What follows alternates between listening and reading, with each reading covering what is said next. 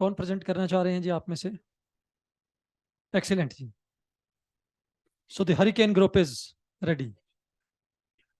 Excellent. I mean, you can continue here. You can take mic. Okay. कहाँ पे? अच्छा ये. Thank you. Thank you.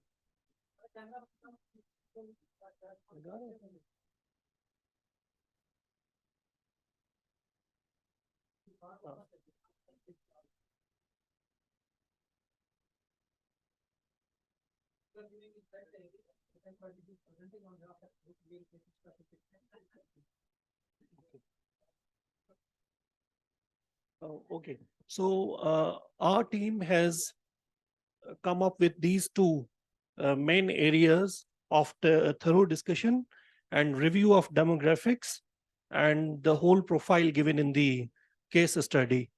So we saw the whole profile and the demographics और उसके अलावा जितनी भी detail हमारे पास मौजूद थी we went through it and had a comprehensive discussion. The first immediate response regarding hurricane is assistance from international donor agencies. The first step to be taken is this. We will call for or declare an emergency through which we will seek assistance from international donor agencies because this coastal area is badly hit. So first is the international donor agencies call for assistance. Then we will leverage current programs. There must be some programs running in that area which will be which will be complemented with this new program. Sensitization at local level incorporation among other three programs. It's sensitization of the communities and integration of the other programs. Mapping of affected areas will be done. Provision of shelter, clothing, food, emergency medicines to displaced families of affected region. Multifaceted and involve multiple authorities for implementation. However, there is a National Emergency Council which will lead this whole process. In this country, the National Emergency Council exists, but it lacks certain, legislative framework. जो constitution है इस area का या जो इनका जो legislative framework है वो कॉम्प्लीमेंट नहीं करता. इन्होंने सिर्फ आईएलओ के कन्वेंशन साइन किए हुए हैं लेकिन अपने कॉन्स्टिट्यूशन के अंदर उसको वो सपोर्ट या कॉम्प्लीमेंट नहीं कर रहे. तो हम ये कह रहे हैं कि उनकी जो कमिटीज हैं लोकल लेवल की वो इस national. Can you go in English, please, because Esther has to respond, so she need to understand what you are saying. Okay. Thank you. So all we are trying to say that we need to have, or they need to have, a constitutional and regulatory framework so this social protection program can be locally and nationally owned. They have simply signed the international conventions with the ILO, but their own constitution is silent about the social protection interventions. So the second is medium-term response. I would request Mr. Taimur to come forward and speak on my team member. Shall we maybe allow for some questions, if there are any questions Sure. from the audience on the short-term response? In particular, I'm looking now at the group that also worked on the same case study. Any questions? Anything you did maybe also in a slightly different manner? More or less the same? I have one question. Sure. Because you said, if we scroll up again, you said you're leveraging current programs, and there were, of course, not a lot of programs, only the three listed. I mean, which one would you leverage on, and sort of which features would you adopt? Thumbs up. I mean, not just you, but the group. Yeah. So basically, the main idea was to leverage the mother-child program. So we studied that their MIS is the most developed MIS. So they have the main registry. That is the most developed program that they have. So leveraging the database, the overall structure of that program, that MIS can be integrated with the whole registry of the area. Plus the downside of that program, it is totally donor funded. So there is a risk for discontinuity of that program. So in the medium term, we are targeting that the whole programs are localized so that the dependency on the international donor agencies is minimized. Okay, Yep. thanks a lot. Yeah. So coming towards the medium response, this is basically medium plus long-term response. The first one is the preparation of digitized data-driven social registry to inform about vulnerable communities. The first thing that this study reveals that the data is very segregated. The data is not very dependent, especially in the veteran program. It is highly questionable, the authenticity of the data. So first thing in the medium term, long term response, we are saying that there is a digitized data driven social registry so that whenever there is a disaster, we know who are the most vulnerable population. The second is the review of existing system and studying their strength and weaknesses and improvement in future. So we know that there is currently 3 programs in the country, so we do not require entirely new program to be implemented. Rather than, why not leverage the current system, pick and choose the strength and weaknesses in other programs and develop for the emergency response unit.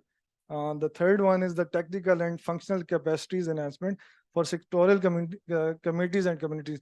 So we studied that they are more centralized decision-making authorities, especially in the main area that has a 10 million population. There is no local community.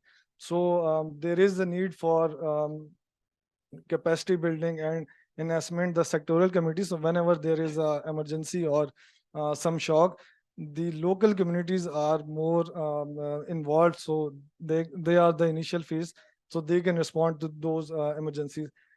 This again complements the next point, decentralization and transfer of authority to localized communities to ensure effective and immediate response.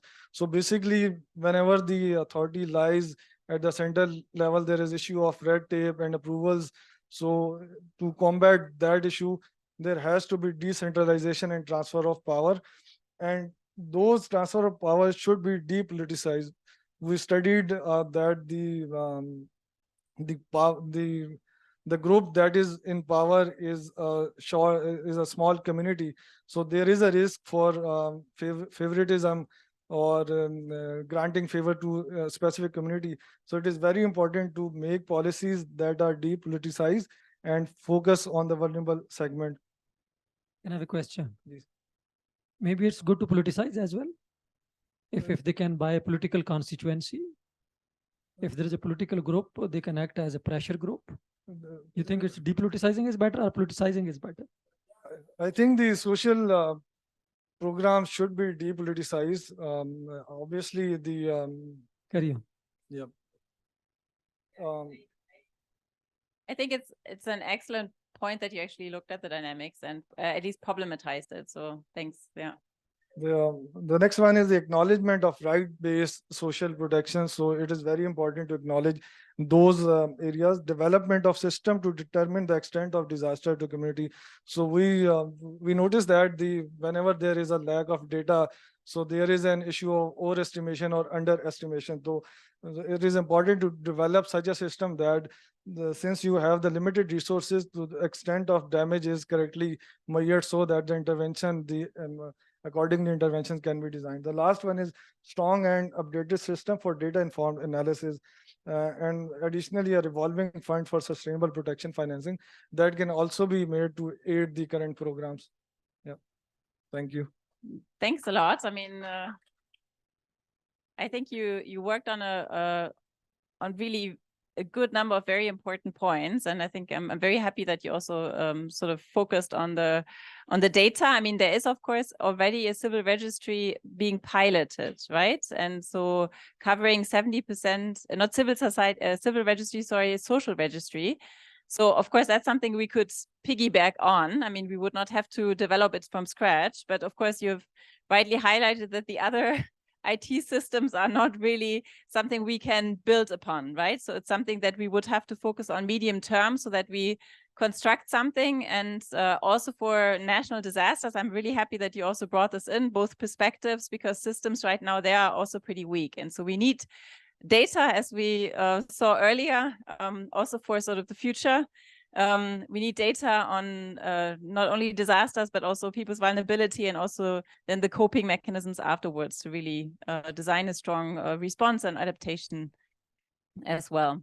I mean, before we go into more details, I would, yeah, thank you once more for this really excellent review.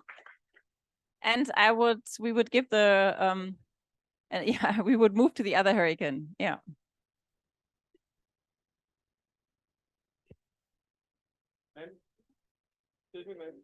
Yeah. I would like to add a point related to IT. As you mentioned that in a medium-term basis, we need the IT infrastructure, but towards the world is heading up, in a response to any crisis involving an effective IT and involving an effective data management is become very crucial, because the technology is somehow in a later stages plays a vital role in overcoming these challenges. So we really need some immediate based system to some smaller extent, but we have to need some sort of system which actually serves the beneficiaries a lot. I completely agree. And also, I mean, if we're thinking about sort of the prevention aspect of it, preparing people for a disaster, I mean, we can also use, of course, IT systems for communication purposes as well, right? So there is really a big potential, not only for management of data and using data effectively for planning purposes and programming purposes, but yeah, also for communication directly with the beneficiary. So yeah, big potential. Is the next group ready? Or are you still preparing? Yeah, no, it's hurricane. We are asking another hurricane.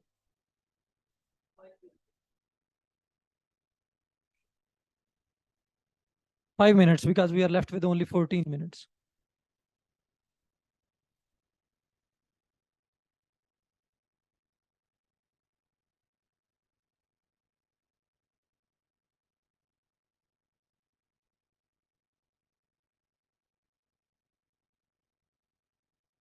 Can we do?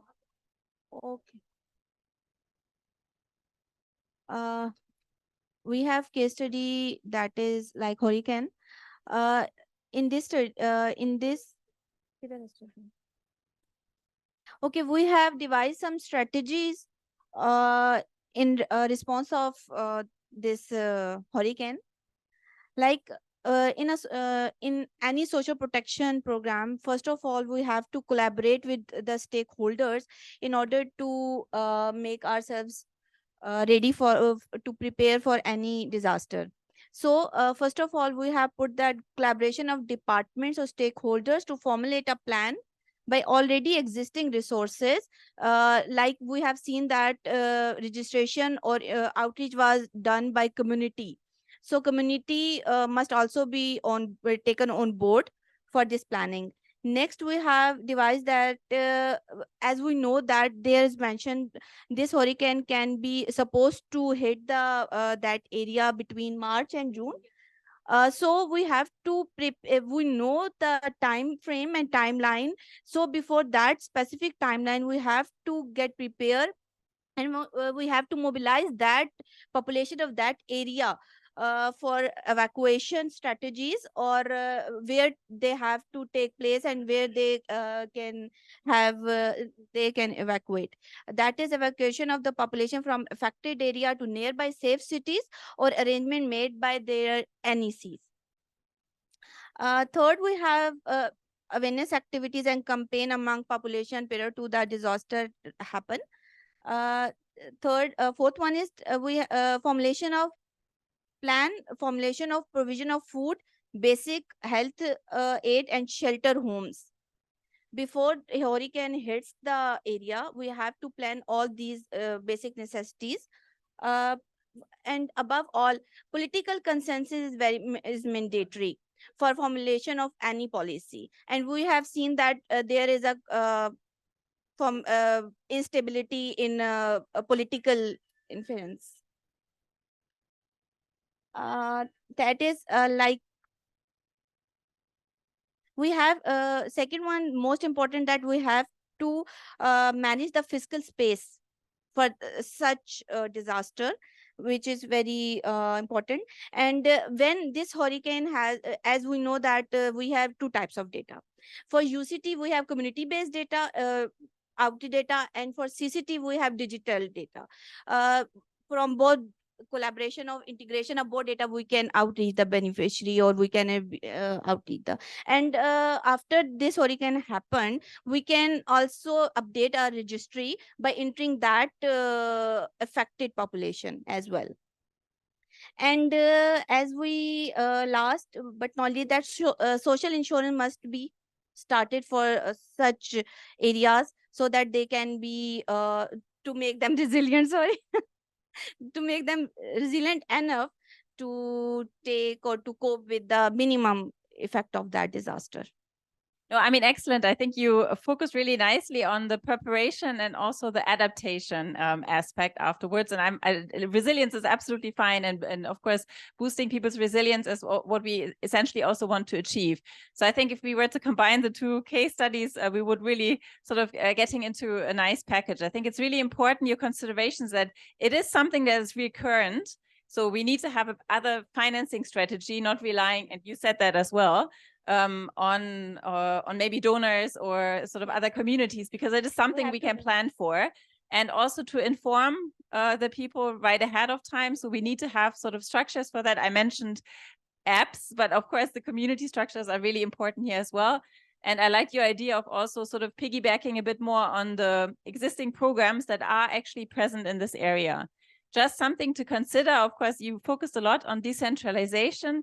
At the same time, we need to ensure that, in particular, if we have IDPs, that, you know, we still have a system that talks to each other, because if people actually change location, that they don't lose their entitlement, you know. So because that's also what happens in some countries, that when you move to the next location, you know, you're no longer eligible, you would have to reapply. And that's of course something that would be quite time consuming and tedious in this scenario.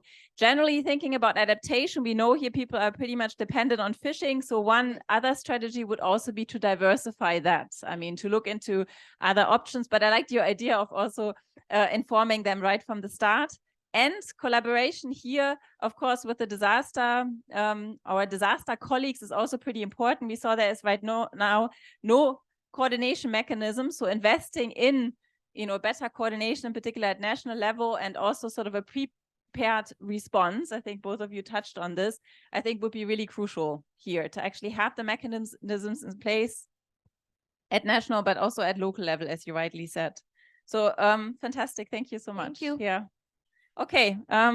We have, yeah, the other case study. One.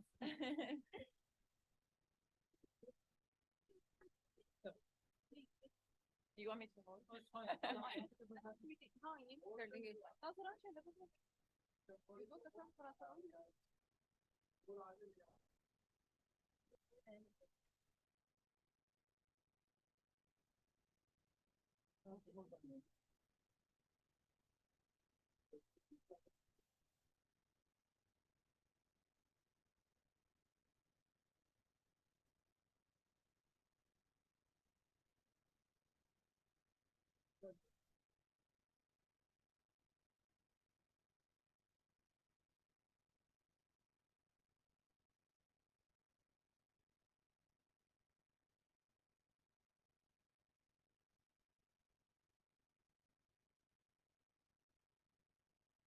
All right, thank you very much. We are group conflict, and it represented also in our discussions, there was a lot of conflict as to how to go about it.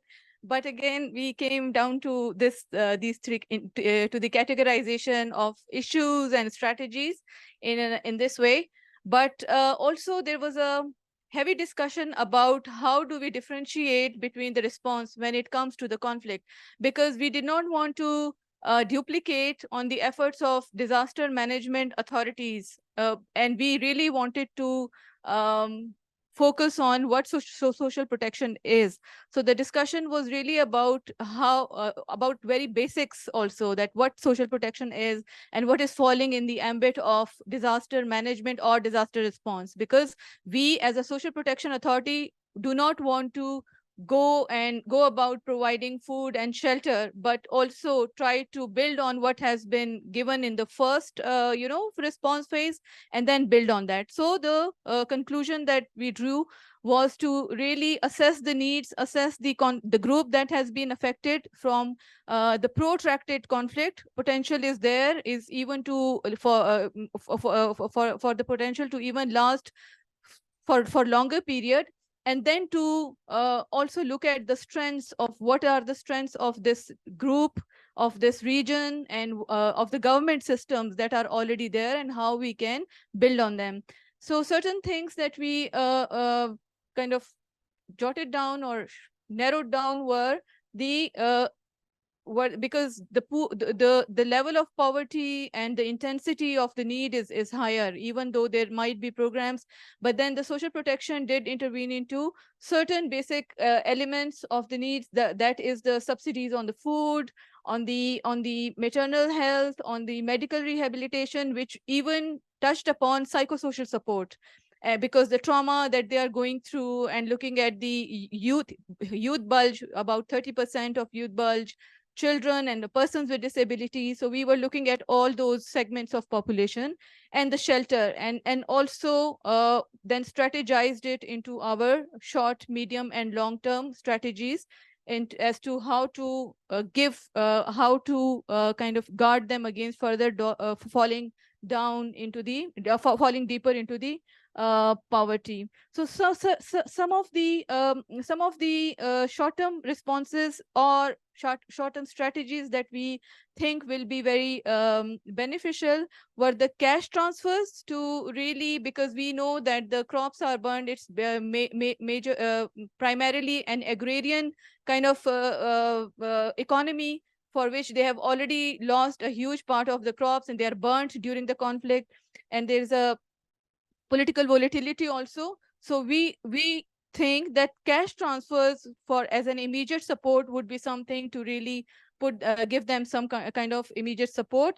Then the basic necessities, and how we'll do it through also, because we know they're lacking the institutional systems. So decentralization of certain financial and administrative powers, building on those systems where we already have certain social assistance programs, leveraging where the data is, the outreach is, the vulnerabilities are, we'll be leveraging those as well. And so we are accordingly designing this strategy where we can benefit those at risk, at higher risk of vulnerability.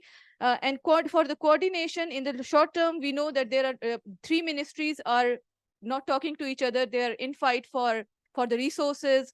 So we'll also come up with something that puts them in coordination of some sort, so that there is some kind of arrangement of coordination, especially in the short term. We're not really talking about legislative frameworks here, because that's not the time for this now.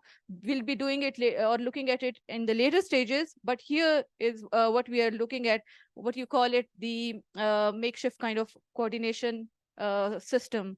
And then easy enrollment and registration, as we said, in the taking advantage of the previous social protection programs. In the medium term, because we also, that's probably where we really think that the social protection in spirit will roll out, where we provide them some kind of capacity enhancement for them to revive their cultural and their financial avenues where they used to make money from. Targeted subsidies for a long term on health, on shelter, on education, development of legal, and then developing some kind of legal and policy framework.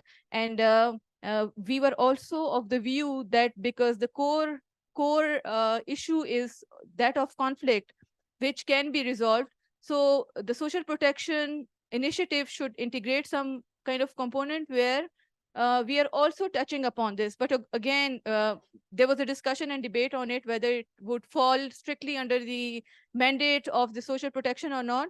But then we thought that we can collaborate and really integrate this into the overall coordination mechanism and bring in factors, because this may do not directly intervene with or affect the response or the reduce the vulnerability, but looking at the longer term picture, it will affect the longer term vulnerability, and it can lead to reduction of further conflict or protraction of conflict. In the longer term, we are looking at the development of a coordination mechanism, at that involves. Can you wind up in 1 minute? GG, I'm just done.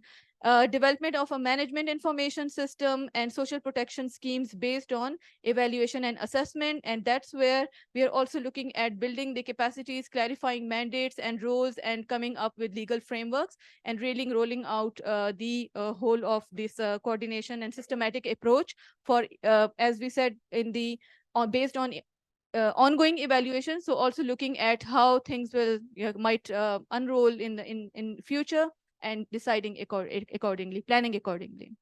Yeah. Thank you so much. This was really well done. And I also like the emphasis you put on also collaborating, and actually not us as social protection doing everything and now coordinating everything. It's really in this area in particular that, of course, we are coordinating with other sectors. And and that's important, of course, right? And that we also sequence our support interventions accordingly. I will hand over to the other group, and I will just have some general remarks depending on what the other group is presenting. Thank you.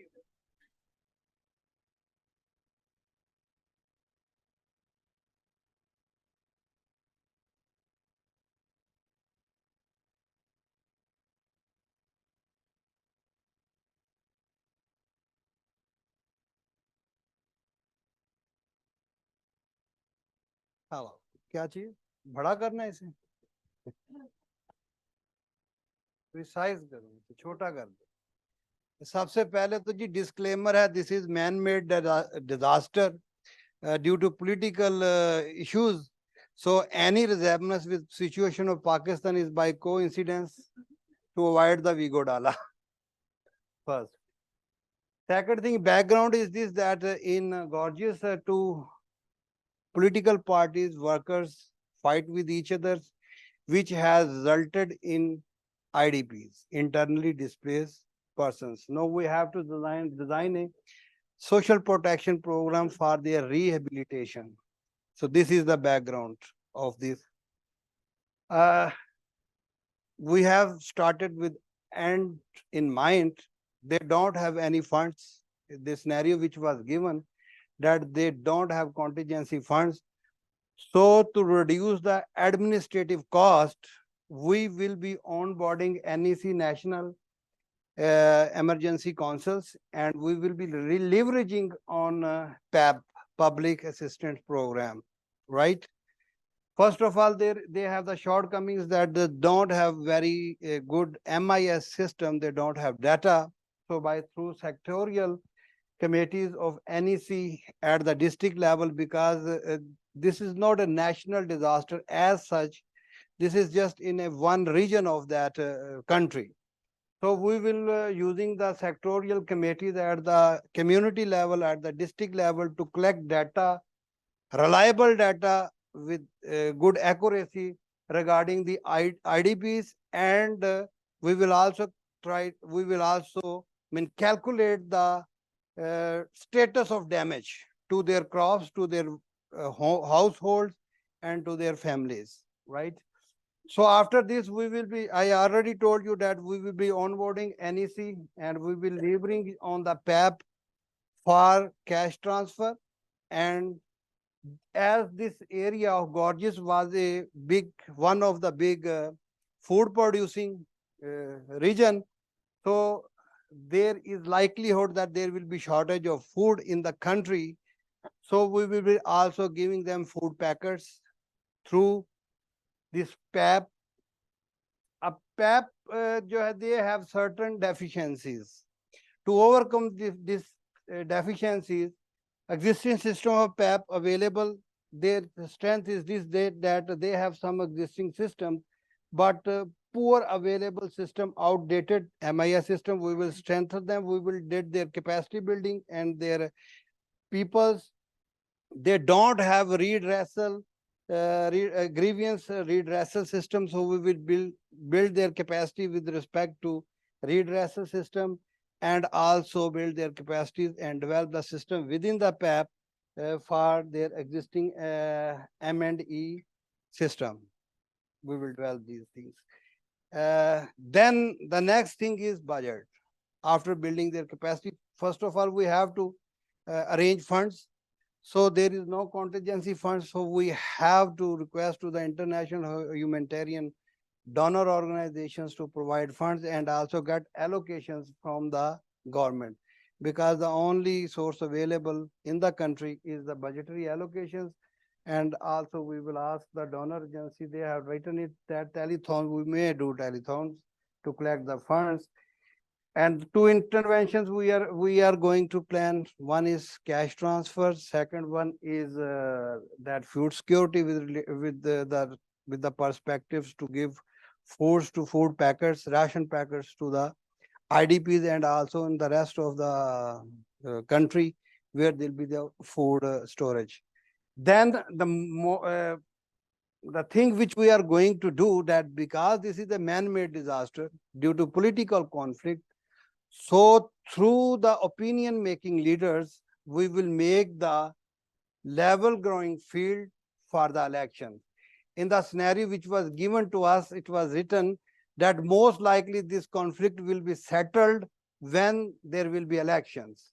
So we will heavily invest on this, and also engage the community level leaders to tell the people that the only solution is that you people goes toward election. Thank you very much.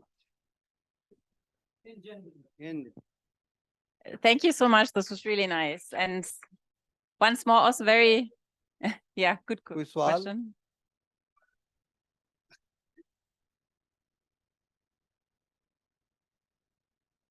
Is it mandate to advocate for elections? Is it your mandate? Advocacy के लिए किसी mandate की जरूरत नहीं No, not at all. ठीक है. We are always advocating for certain changes in the society at our own level.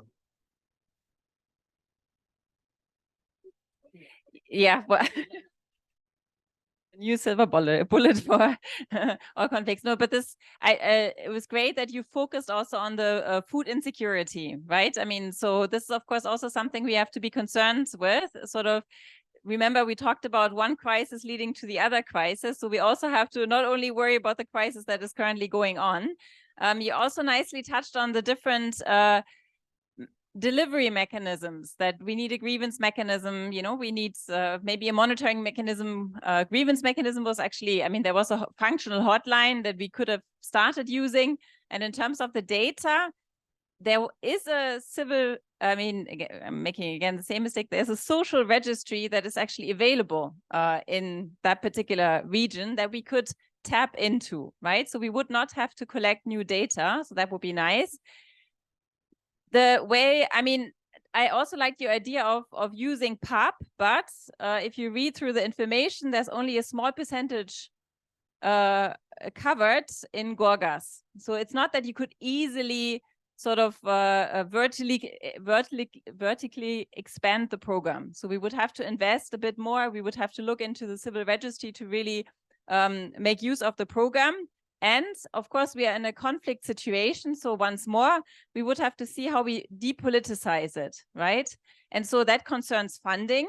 So if we rely on the government to actually fund it, you know, we might be a lot better off with the option that you proposed, in order to depoliticize it and not make it on a dependent on the government to actually fund the opposition.